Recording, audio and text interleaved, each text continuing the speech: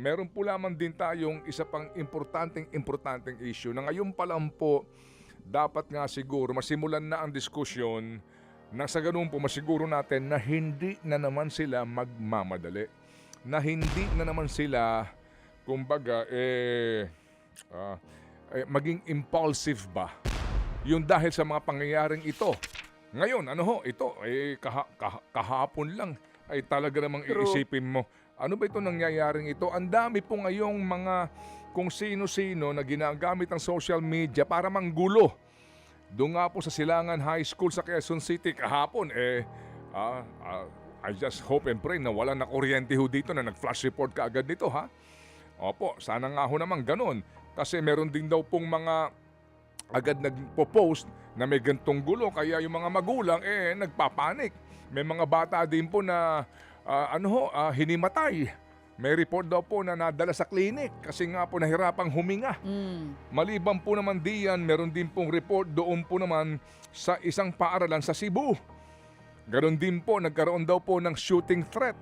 Doon naman po sa GMA Cavite, nagkaroon din po naman daw ng actual na paka-recover ng improvised na barel ng isa pong batang estudyante. Alright? At meron pa rin po dito sa Zamboanga City, meron din. Sunod-sunod na po ito. So mamaya po, maganda rin pag-usapan itong sinasabi nila na pag-aamyenda po sa ating Juvenile Justice and Welfare Act. Makialam ka dito, ha? Makialam po tayo dito sa isyong ito. Huwag lang ho natin pakialaman po itong mga patron ninyo o mga dinodiyos ninyo o sinasamba ninyo na handa ho kayo magpasagasa sa tren. Okay, nasa linya ngayon. Sandali muna. Ito po, naguguluhan ako sa inyo ito, live report po muna tayo mga kapatid. Ang kasamahan po natin na si Brian Castillo ay nandyan po ngayon sa Taytay Rizal. Ukol po daw dito sa banta ng pamamaril at pagpapasabog daw sa isang eskwelahan dyan sa Cainta, Rizal. Alamin po natin ang iba pang detalye. Brian, anong update dyan? DJ Chacha, Manong Ted, nabulabog ang dapat sana'y karaniwang araw lang ng mga guro at estudyante sa Francisco P. Felix Memorial National High School sa Cainta, Rizal. Yan ay matapos makatanggap ng isang message sa Facebook page ng eskwelahan kahapon na direktang nagbabanta na may mangyayaring pamamaril at pagpapasabog dito. Nagmula sa isang dummy account ang message kung saan minura pa nito ang mga teacher ng grade 10 at grade 8 na malakas daw mamahiya sa klase. Pinagbantaan pa silang ito na raw ang kanilang huling pagtuturo. Naalarma ang mga guro at kawani ng paaralan kaya nagpasapolo agad sila sa mga pulis.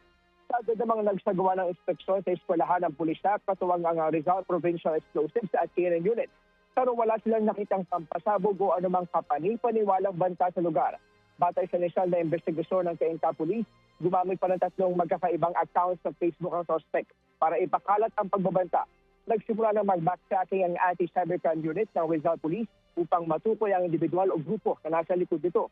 Pinala ng pulis na hindi malabong nanggaling lang din sa isa sa mga estudyante ng eskwelahan ang pananakot. Sabi naman ng pamunuan ng paaralan ay nagtatagda sila ng mga hakbang para matiyak ang kaligtasan ng mga estudyante, guro, staff at mga bisita ng eskwelahan. Wala rin daw kumpirmado at malinaw na bantahan sa kanilang paaralan. Sa ngayon, back to normal na ang sitwasyon sa Francisco P. Felix Memorial National High School pero mas nagigpit na ng seguridad. Bukod sa isa-isang inspeksyon ng lahat ng bag sa entrance gamit ang handheld metal detector, ay may mga nakapost na rin pulis sa labas ng eskwelahan. Yan muna ang latest. Manong Ted, DJ Chacha. Salamat na marami sa iyo, Brian, sa iyong balitang yan at sana nga matigil na yan. True FM Live Report. Mga kapatid, patuloy po kayong tumutok sa 105.9 True FM para sa totoong balita, impormasyon, music and entertainment. Mag-subscribe sa aming YouTube channel at podcast at sundan nyo kami sa Facebook, Instagram, X at TikTok sa True Network PH. Bisitahin din po ang aming official website, truefm.ph.